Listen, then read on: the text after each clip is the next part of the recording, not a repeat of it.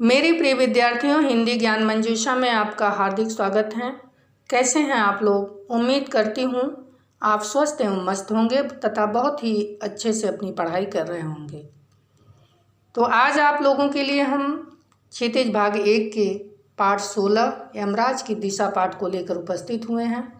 इसके रचनाकार चंद्रकांत देवताले हैं। चंद्रकांत देवताले हिंदी कविता में एक जाना माना नाम है। उनका जन्म 1936 में मध्य प्रदेश के बैतूल जिले के अंतर्गत जौलखेड़ा गांव में हुआ।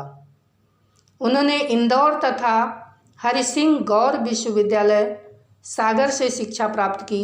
आजीविका के लिए उन्होंने अध्यापन का व्यवसाय अपनाया। देवताले बचपन से ही लेखन में रुचि रखते थे।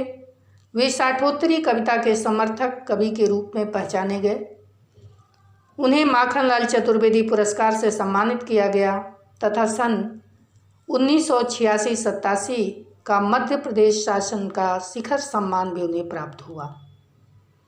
इनकी प्रमुख रचनाएं इस प्रकार हैं: हड्डियों में छिपा ज्वर, दीवारों पर खून से, लकड़बग्घा हंस रहा है, भूखंड तप रहा है, पत्थर की बेंच, इतनी पत्थर रोशनी, उजाड़ में संग्रहालय। इनके काव्य की प्रमुख विशेषताएं इस प्रकार से हैं: चंद्रकांत देवताले गांव, कस्बों और निम्न मध्य वर्ग की भावनाओं के कवि हैं। इसीलिए इनकी कविताओं में आसपास के जीवन की अत्यंत सरल और निश्चल अनुभूतियां अभिव्यक्त हुई हैं। ये समाज में जोंक की तरह खून चूस रहे शोषकों पर जमकर बरसते हैं। उन्हीं के शब्दों में कहा जा सकता है, पर आज जिधर भी पैर करके सो वही दक्षिण दिशा हो जाती है। सभी दिशाओं में यमराज की आलीशान महल हैं और वे सभी में एक साथ अपनी दहकती आँखें सहित विराजते हैं। वे न केवल समाज की विडंबनाओं और कुरूपताओं के चित्र खींचते बल्कि मानवीय प्रेम के भी गायक हैं। भाषा की बात अगर करें तो चंद्रकांत देवताले की भाषा अत्यंत सरल और सुगम है। उनकी वाक्य रचना गद्यात्मक है। कविता बनाने के लिए उन्हें वाक्य रचना को वक्र करने की जरूरत अनुभव नहीं होती। वे सरल सीधी बात को सरल सीधी शैली में कह देते हैं। रुक रुक कर कहना, शब्दों पर जोर देकर उसके गहरे अर्थ को अभिव्यंजित करना उनके काव्य भाषा की महत्वपूर्ण विशेषताएं हैं। जैसे पैर रखना, सोना, दक्षिण दिशा होना, सभी शब्द सामान्य होते हुए भी गहरे प्रतीकों से युक्त हो गए हैं। शब्दों के अर्थ देखते हैं। मुलाकात का अर्थ है भेंट, जताती यानी विश्वास पूर्वक कहना, बर्दाश्त यानी सहन, यमराज मृत्यु का देवता, बुद्धिमानी समझदारी, समझाइयस समझाने की कोशिश, सामना करना संघर्ष करना या जूझना, छोर किनारा, आलीशान शानदार, दहकती जलती या सुलगती, सहित यानी साथ, विराजते माने उपस्थित रहते। आइए कविता की व्याख्या देखते हैं।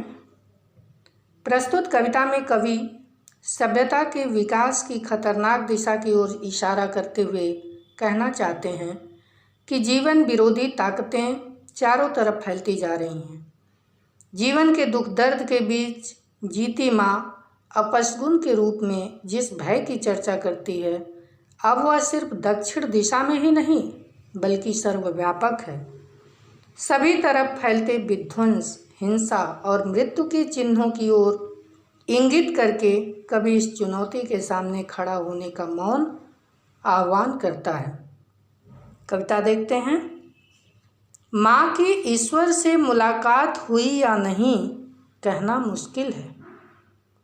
क्या कहते हैं कवि कि मैं यह ठीक तरह से नहीं जानता कि मेरी माँ की ईश्वर से भेंट हुई थी कि नहीं, यानी यह मुझे पता नहीं कि मेरी माँ ईश्वर से मिली है या नहीं, यह मुझे अच्छी तरह से ज्ञात नहीं है। पर वह जताती थी जैसे ईश्वर से उसकी बातचीत होती रहती है। और उससे प्राप्त सलाहों के अनुसार जिंदगी जीने और दुख बर्दाश्त करने की रास्ता खोज लेती है। परंतु माँ विश्वासपूर्वक कहती थी कि जैसे उसका ईश्वर से बातचीत होती रहती है, ईश्वर उसे तरह तरह की सलाहें भी देता रहता है। उन सलाहों पर चलकर वह जिंदगी जीने की तरीके सीख लेती है और दुख को सहन करने के मार्ग भी खोज लेती है। वास्तव में अपनी सामान्य सी बात को प्रभावशाली ढंग से रखने के लिए अनेक उपायों में एक उपाय है कि उसे अपनी आस्था से जोड़ दें। इसीलिए माँ के द्वारा अपनी बात को प्रभावशाली बनाने के लिए ईश्वर का नाम लिया गया है तथा कवि ने अपनी बात को प्रभावशाली बनाने के लिए माँ का नाम लिया है। यहाँ पर कवि ने दक्षिण दिशा का संबंध मौत से या दक्षिणपंथी विचारधारा से या शोषण पूंजीपति से जोड़ा है। अगली पंक्ति है, माँ ने एक बार मुझसे कहा था, दक्षिण की तरफ पैर करके मत सोना, वह मृत्यु की दिशा है और यमराज को क्रुद्ध करना बुद्धिमानी की बात नहीं है। कवि कहते हैं कि एक बार माँ ने मुझे चेतावनी देते हुए कहा था कि बेटा कभी भी दक्षिण दिशा में पैर करके मत सोना, क्योंकि वह मृत्यु की दिशा है, इससे यमराज को क्रोध आ जाएगा। इसीलिए दक्षिण की तरफ पैर करके मत सोना, यमराज को क्रुद्ध करना कोई समझदारी नहीं है। कहने का भाव यह है कि वामपंथी या पूंजीपतियों का दिशा अपनाना बुद्धिमानी की बात नहीं है, क्योंकि आज हमारी सभ्यता संस्कारों पे नहीं बल्कि शोषण पर टिकी है। आज उसे श्रेष्ठ माना जाता है जिसके पास सुख सुविधाएं हैं, इसीलिए बड़े बड़े धनपतियों की पूजा होती है। इसके विपरीत ईमानदार व्यक्ति धक्के खा रहे हैं, उनकी मजाक उड़ाई जा रही है। तब मैं छोटा था और मैंने यमराज के घर का पता पूछा था। उसने बताया, तुम जहाँ भी हो वहाँ से हमेशा दक्षिण में। कवि कहते हैं कि उन दिनों मैं बहुत छोटा था। माँ से यमराज के घर का पता पूछा। माँ ने बताया कि तुम जहाँ भी रहोगे वहाँ से जो दक्षिण दिशा होगी वही यमराज का घर होगा। कहने का तात्पर्य है कि दक्षिणपंथी विचारधारा मृत्यु की दिशा है, इसके प्रवर्तक यमराज के समान हैं। अतः जो भी व्यक्ति इस विचारधारा की ओर अपना पैर फैलाएगा और निश्चित हो जाएगा कि उसकी मृत्यु होगी, क्योंकि गलत विचारधाराएं कुछ देर तक फलवती दिखती हैं, यानी कुछ देर तक उसमें लगता है कि वह आदमी बहुत ही मज़े में है, बहुत अच्छे से जी रहा है, लेकिन उसका अंत हमेशा बुरा ही होता है। इसीलिए कवि ने उसे मृत्यु का दिशा कहा। प्रस्तुत कविता में कवि ने अपने विश्वास और माँ के विश्वास को बड़ी सुगमता और सरलता से व्यक्त किया है। संदेह और श्रद्धा का यह योग बहुत ही स्वाभाविक और मनोरम है। कविता गद्य की तरह सरल, सीधी और स्पष्ट है। उर्दू शब्दों का अधिक प्रयोग किया गया है। मुलाकात, मुश्किल, सलाह, जिंदगी, बर्दाश्त उर्दू के शब्द हैं। अनुप्रास का सहज प्रयोग हुआ है। रास्ता खोजना मुहावरे का कुशल प्रयोग है। दक्षिण की तरफ पैर करके सोने में श्लेष अलंकार है। इसमें दो अर्थ हैं, दिशा संबंधी तथा विचार संबंधी। गूढ़ प्रतीकार्थ अत्यंत सरलता से व्यक्त किया गया है। कवि ने दक्षिण दिशा के कुप्रभाव और दक्षिणपंथी विचारधाराओं के खतरों के प्रति चेतावनी दी है। अगली पंक्ति है कि माँ के समझाइश के बाद दक्षिण दिशा में पैर करके मैं कभी नहीं सोया, और इससे इतना फायदा जरूर हुआ कि दक्षिण दिशा पहचानने में मुझे कभी मुश्किल का सामना नहीं करना पड़ा। क्या कहते हैं कवि कि माँ के बार बार समझाने के बाद मैं कभी भी दक्षिण दिशा पैर करके नहीं सोया। और इस बात का सबसे बड़ा फायदा यह हुआ कि मुझे कभी भी दक्षिण दिशा को पहचानने में कोई परेशानी नहीं हुआ। मैं दक्षिण में दूर दूर तक गया और मुझे हमेशा माँ याद आई। दक्षिण को लाग लेना संभव नहीं था, होता छोर तब पहुँच पाना तो यमराज का घर देख लेता। क्या कहते हैं कि यदि मैं दक्षिण दिशा में दूर दूर तक गया, पर मैंने जो देखा उसे देखकर हमेशा माँ की याद आती रही। मैं दक्षिण दिशा को कभी भी लांघ नहीं सका।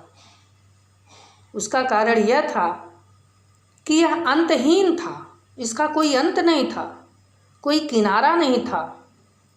परंतु यदि सचमुच उसका कोई किनारा होता तो मैं यमराज का घर अवश्य देख लेता, क्योंकि यमराज का घर दक्षिण दिशा के छोर पे है। कहने का भाव यह है कि माँ के समझाने के कारण कभी भी दक्षिणपंथी विचारधारा की ओर नहीं बढ़े और उससे उनके जीवन में एक लाभ हुआ कि इस विचारधारा की अच्छी भली पहचान हो गई, इसलिए वे कभी कठिनाई में नहीं पड़े।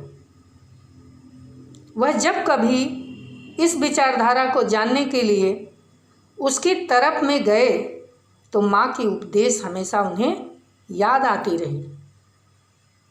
इसलिए उन्हें ज्ञात हुआ कि माँ उसे इस दिशा में सोने के लिए मना क्यों करती थी। इस विचारधारा की असली चेहरे को जान लेना कभी संभव नहीं हो पाया, क्योंकि इसके अनेक रूप हैं। यह अंतहीन है, इसको जान पाना बहुत ही मुश्किल का कार्य है।